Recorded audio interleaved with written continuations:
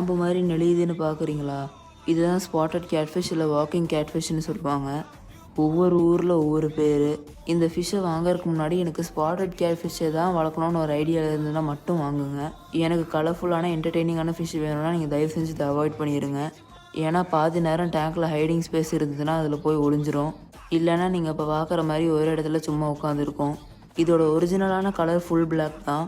ஆனால் இப்போ இதில் அல்பினோ, ஸ்பாட்டட்னு 2-3 கலர் வெரைட்டிஸ் வர ஆரம்பிச்சிருக்கு. இதை பற்றி ஒரு இன்ட்ரெஸ்டிங்கான விஷயம் என்னென்னா, இது தண்ணிக்கு வெளியில் நடக்கும். என்னடா வளர்றேன்னு நினைக்காதீங்க, சீரியஸாக தான் சொல்கிறேன். அப் டு 18 ஹவர்ஸ் தண்ணிக்கு வெளியில் உயிரோடு இருக்கும். இது ரொம்ப டார்க்கான வாட்டர் இருக்கிற பிளேசஸில் தான் லிவ் பண்ணும்.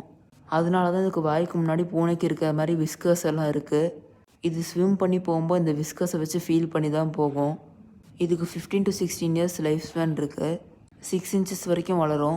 நிறையா சாப்பிட்டுட்டு நிறையா வேஸ்ட்டும் ப்ரொடியூஸ் பண்ணும்.